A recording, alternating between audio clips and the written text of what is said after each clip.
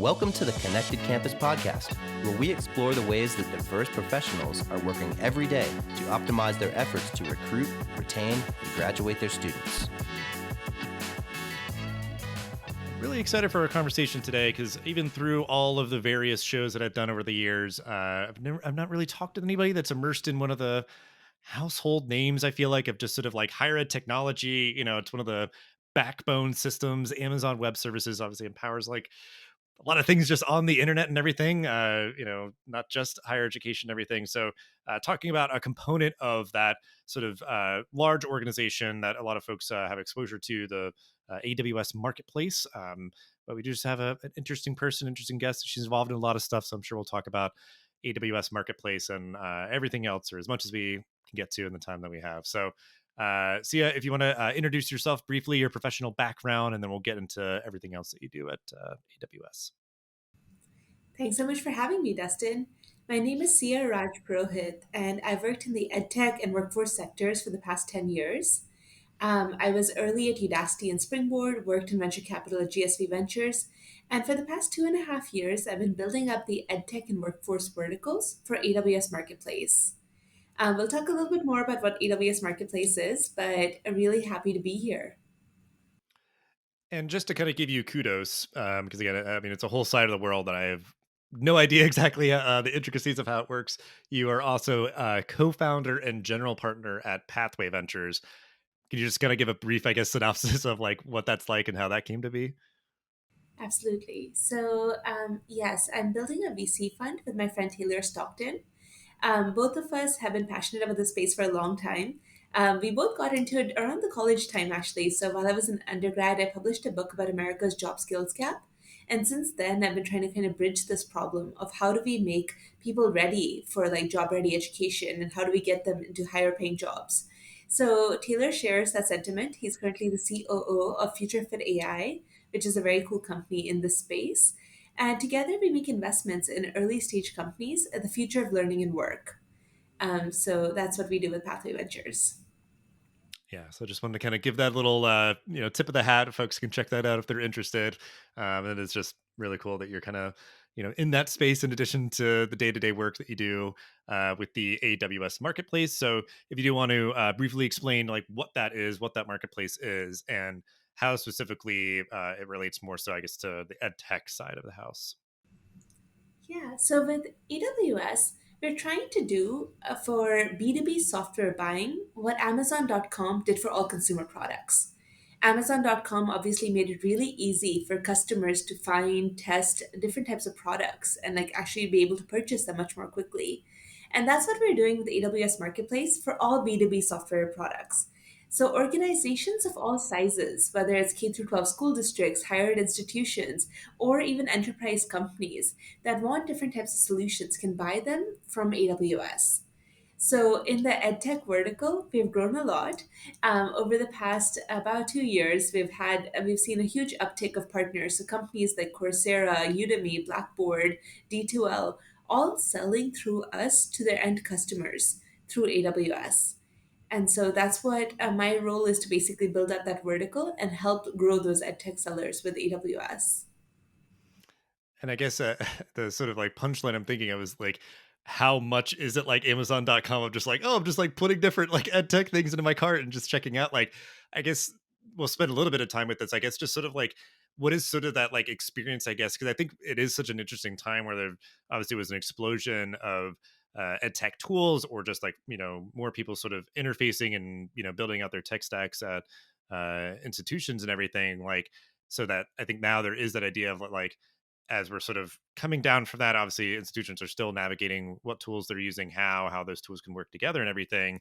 So we do need, I think, more platforms that sort of like kind of curate everything. You can do maybe more sort of comparisons or sort of deep dives in them, sort of at your own pace or whatever else. So I'm seeing, just different platforms. I think just trying to build kind of a library where people can browse those things, and maybe there's like ratings, reviews, or like any of that kind of stuff. I guess just what sort of some of the nuts and bolts of how anyone would sort of interface with the marketplace.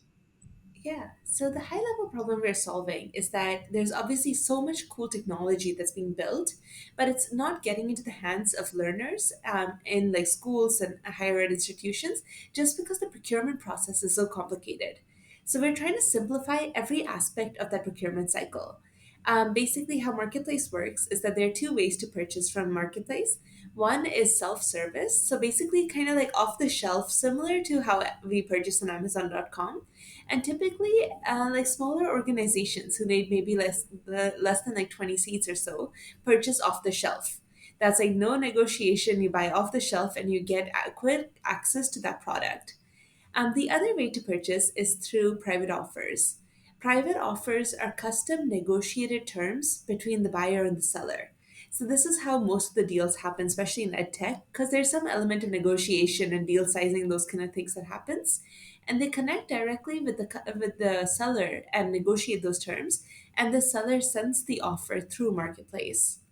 There are a bunch of different benefits for using Marketplace. Like public companies like CrowdStrike have gone on record to talk about how Marketplace cuts down their sales cycles and the back and forth it takes between technical, business, and legal teams to make deals happen. And we're seeing that in EdTech as well. So sales cycles become faster because AWS becomes the vendor of record for Marketplace transactions. We bill the customer and disperse payments to the seller. So basically simplifies the billing piece as well. And the really big advantage is that companies that sell on AWS Marketplace can leverage a customer's committed AWS budget. So many organizations have these multi year contracts with AWS, and they're able to utilize that when buying third party software from Marketplace. So it becomes an amazing way of just kind of streamlining budgeting and billing at any organization and just helps get access to the technology much more quickly. Yeah, yeah. I mean, that is certainly uh, one of the pain points out there, and something I've just become more aware of because I think just being here, it's kind of I guess a bit more kind of direct versus like some other places I've been at that are like OPMs where it's I think that's such a unique kind of space in terms of how universities are forging partnerships. It might just be like one school for a program that they're putting online and things like that. So like more kind of holistic enterprise, like campus wide tool or solution and stuff. Like yeah, it's just there can be kind of that painstaking, sales process and things. So like anything that can be done to try to expedite that. Because yeah, I think any CIO or higher ed leader using this resource, it's like yeah, they'd want to hopefully just be able to like more easily, browse and compare, and yeah, if it works for them, like just kind of take it off the shelf more quickly and everything. So, um, are there like in terms of like you're kind of giving some examples, I guess, of like a tech vendor, like is there anything just within sort of the higher ed space that you can think of in terms of like an example of like how CIOs and other higher ed leaders are like using this resource to maybe do that research or comparisons or anything else?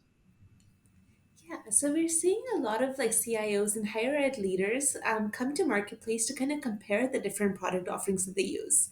So something like a Coursera for Campus versus Udemy for Campus or Pluralsight for Campus, like it just helps them assess these products, identify the best fit, and then of course work with their AWS account managers who also help guide through that process.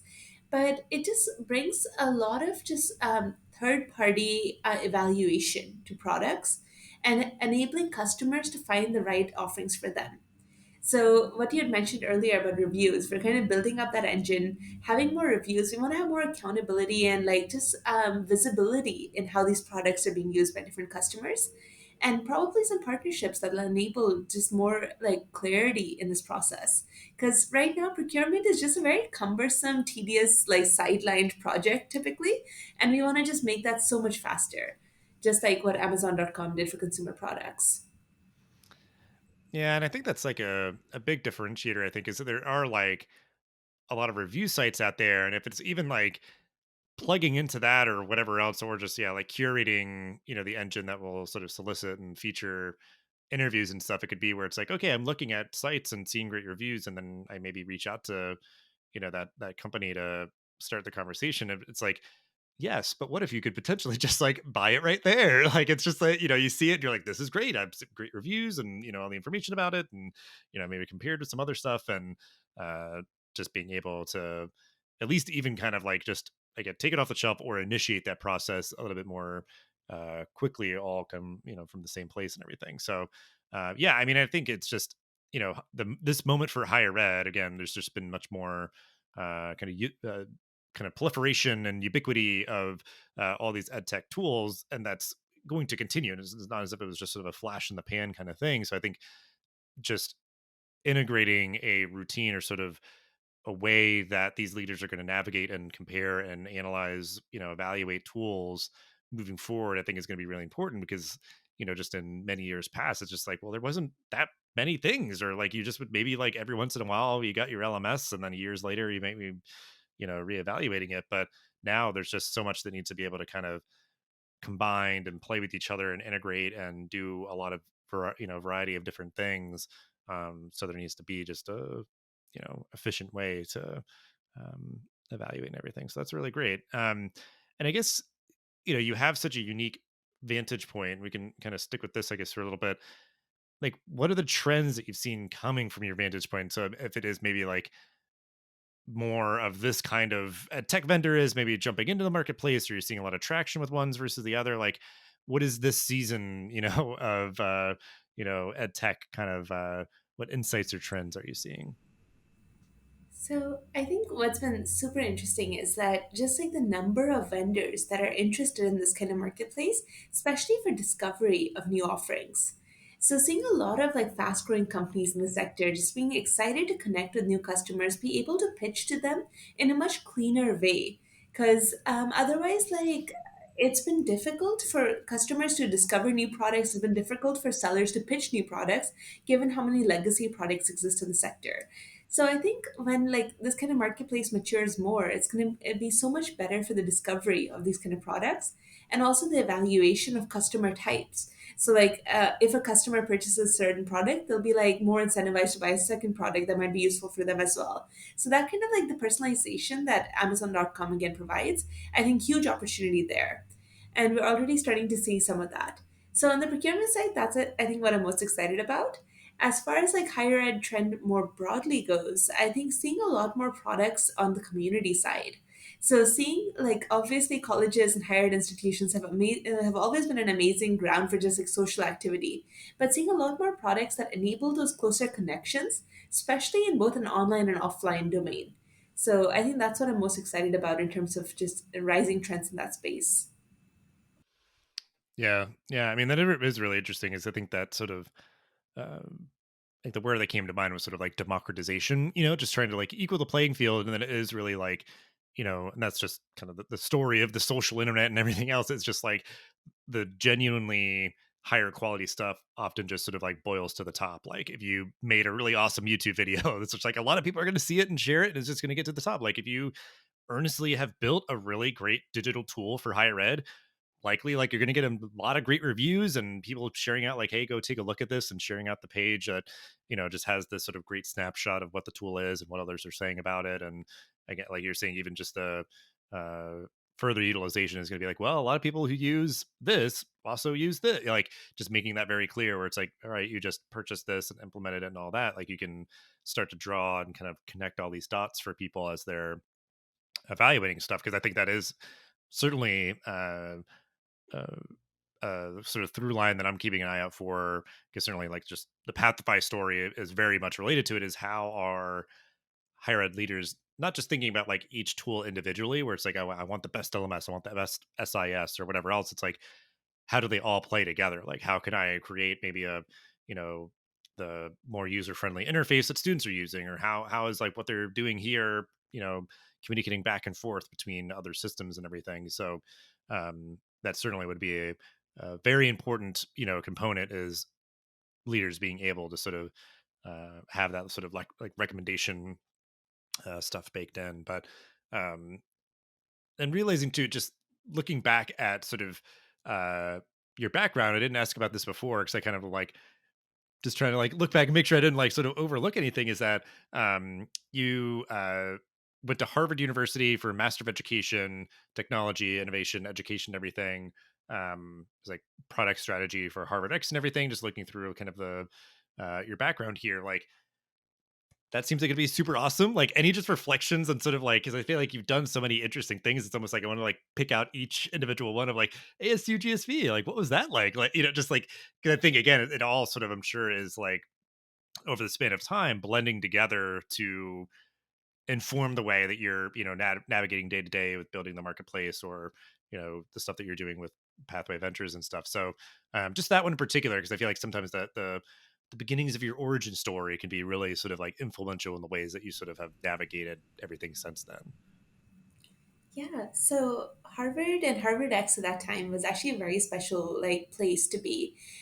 This is the year 2015. So basically, 2012 was when all of these alternative education platforms, such as Udacity and Coursera, started coming up.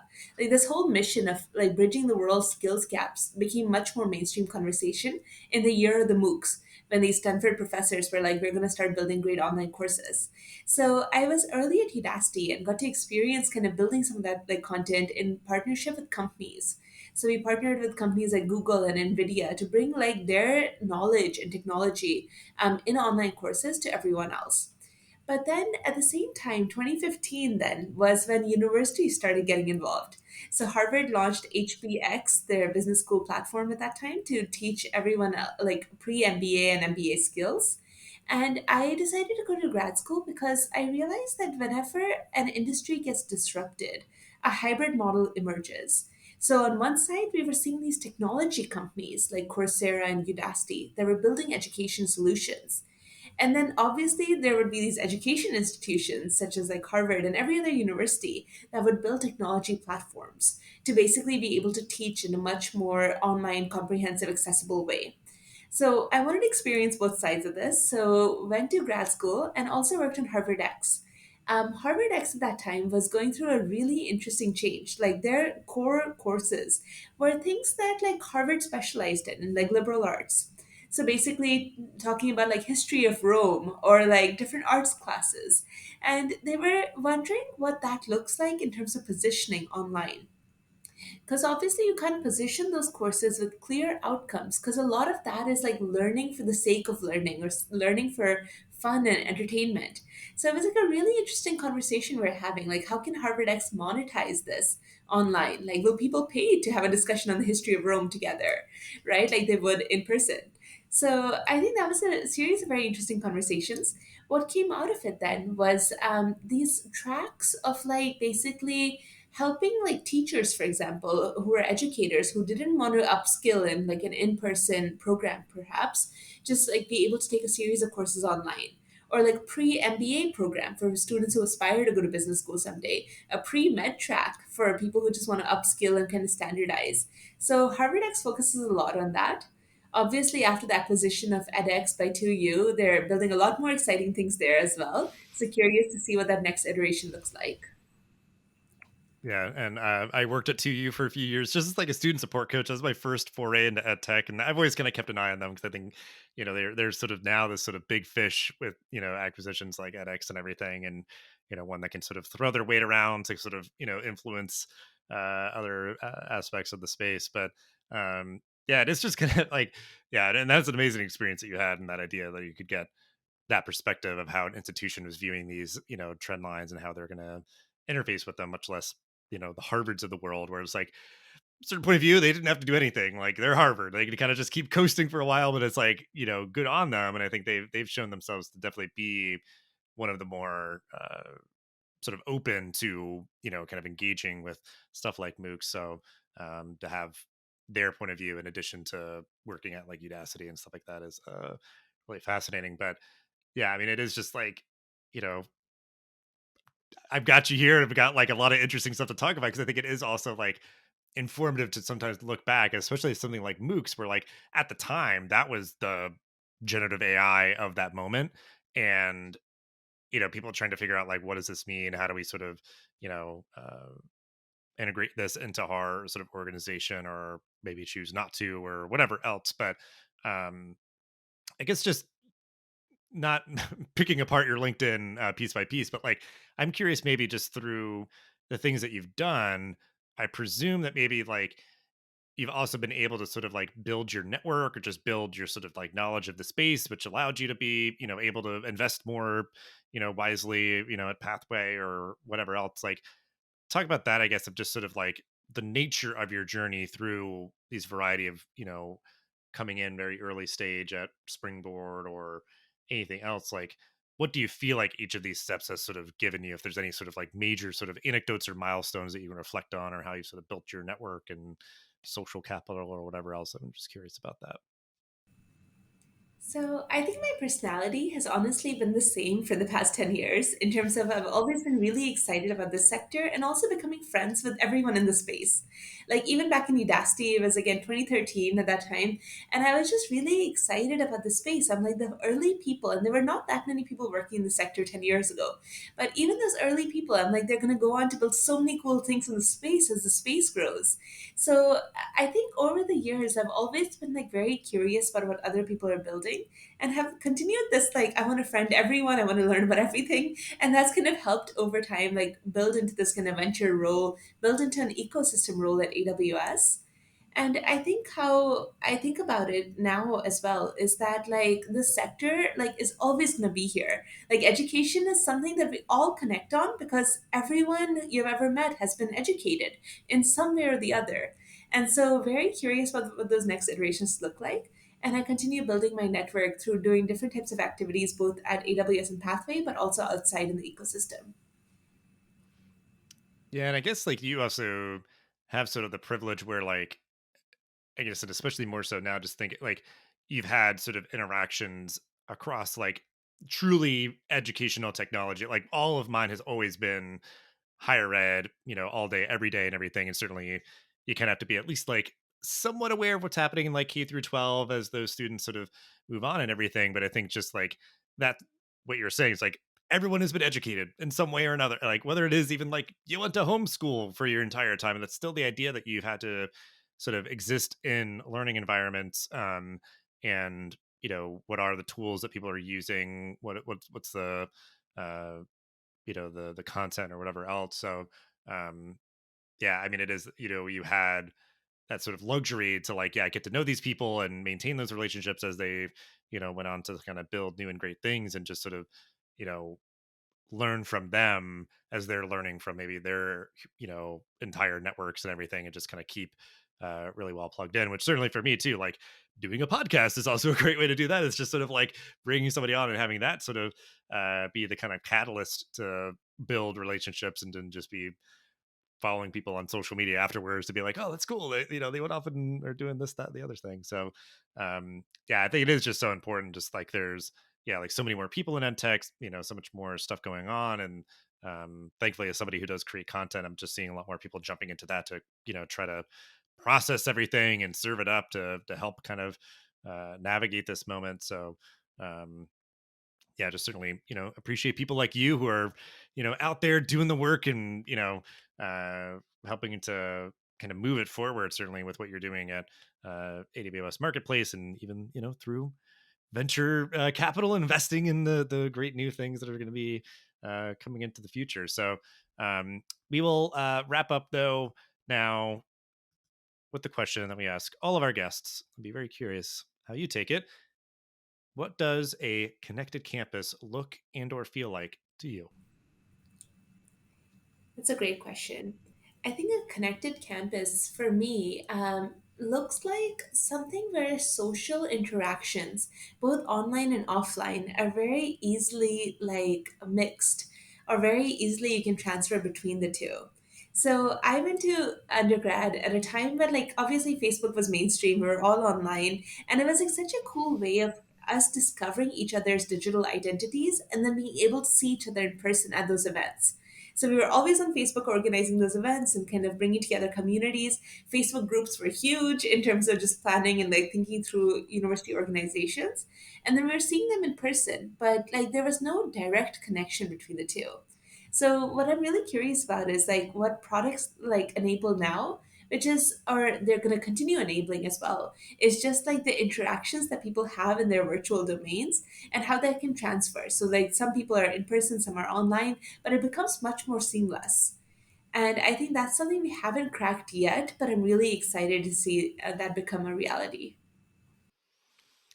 Yeah, I mean that's definitely like a huge thing that I keep bringing up a lot is that like yeah, coming up in that age of social media and everything where it's this sort of, and certainly Facebook in its early days was the pure version of this, of just sort of the like way that you can sort of digitally sort of supplement and augment things that are happening in person. Like it helps you know, like, hey, we're all going to the dining hall at this time, or we're all going to like, go to this event together or whatever else, and just sort of have that happening in tandem and support of, humans interacting with each other. And that sort of being a takeaway, I guess, from what you're saying is it's just like if we have technology that is creating opportunities for, you know, socializing connections and more sort of fluidity, as we're starting to see people who might be fully on ground, fully online, hybrid, like, and that almost like doesn't matter. Like you could still really feel like you're a part of the campus community at large, uh, as things go on. Like you're just seeing that more,